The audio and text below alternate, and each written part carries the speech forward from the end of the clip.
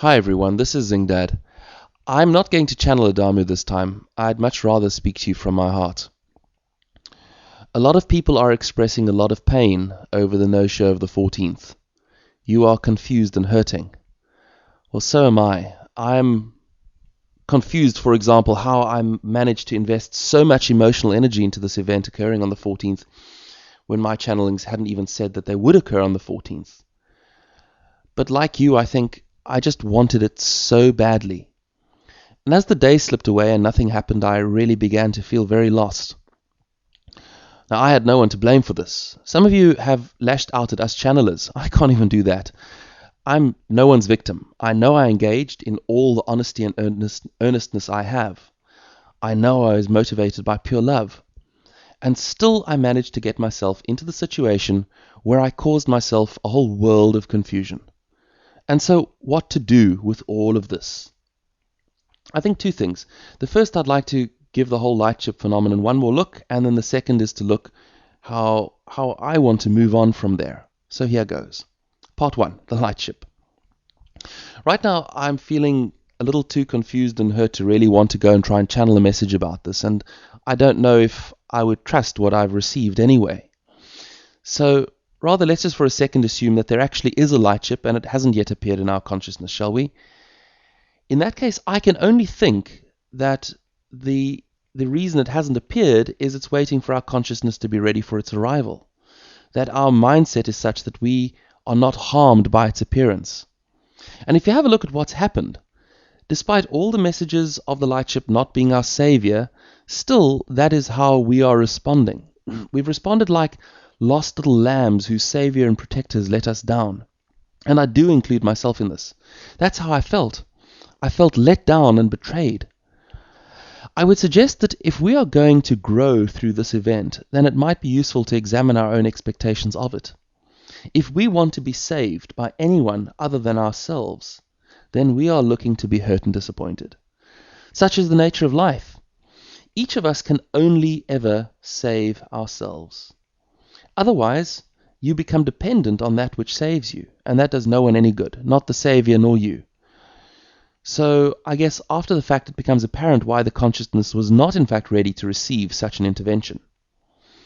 If I'm not wrong, then what is being offered is simply the knowledge that there are positively orientated beings out there, so that we can make better decisions about our own home situation, and then later possibly invite them to discuss with us how we ourselves can improve our own lot. They never were going to come in and fix everything for us. And if these are our demands and our expectations, then I suspect those expectations are unrealistic, and that's going to cause us a world of pain.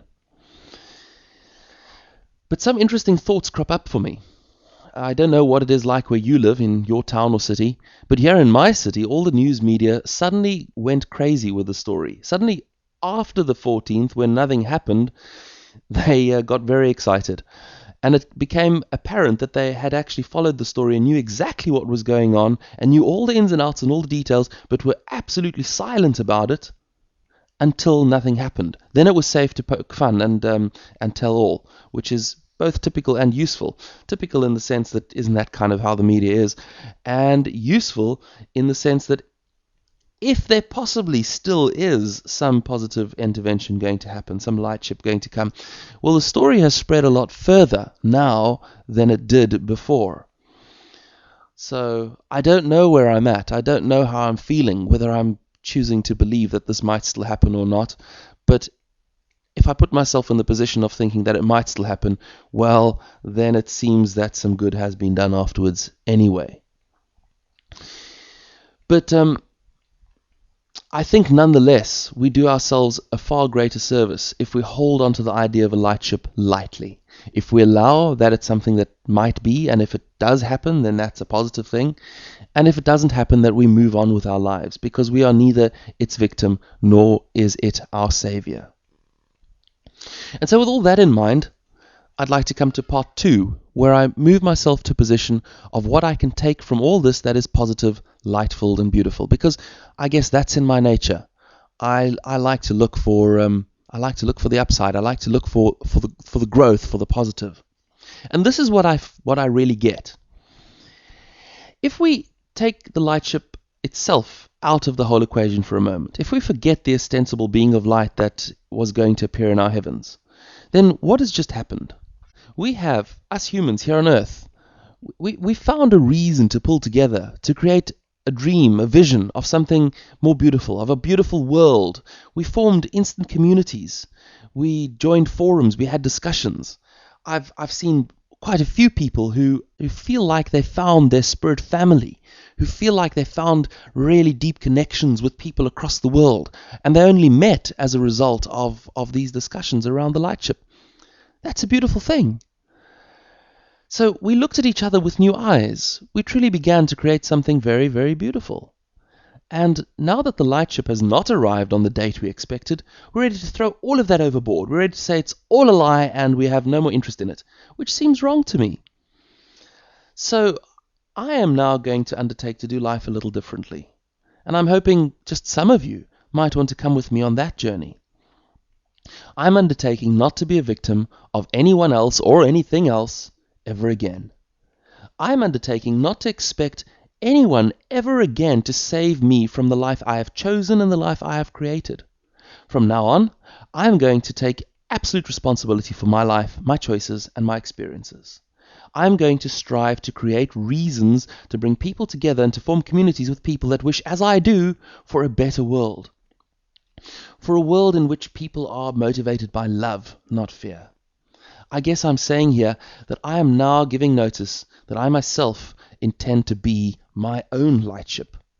I am going to give a lot of thought to exactly what the lightship would have meant to me, why exactly I wanted it so badly, why exactly I felt so terribly lost and confused when it didn't arrive, because clearly I am experiencing in my life some gaps, some missing stuff.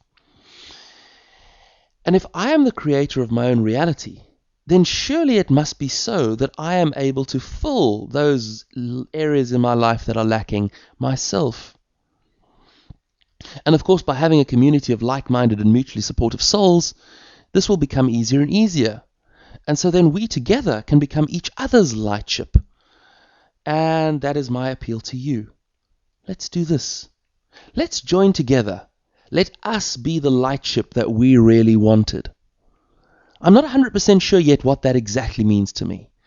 What exactly it is that I feel is missing, and what exactly it is that I'm going to do to fulfill that, to be my own lightship and to be available to others to do that. But I'm going to give it some thought when I'm feeling a little more centered in myself. And I'm going to come back to you and I'm going to say, here it is. This is what I'm going to do. And I hope some of you will want to do that with me. I hope some of you will want to be co-creators of a reality where the world just becomes ever more beautiful and where we create our own reality ever more powerfully. And so one day when the lightship really does arrive, we'll say, hello brother, hello sister, what took you so long? We're cool down here. And that's all I want to say. With love from me, Zingdad.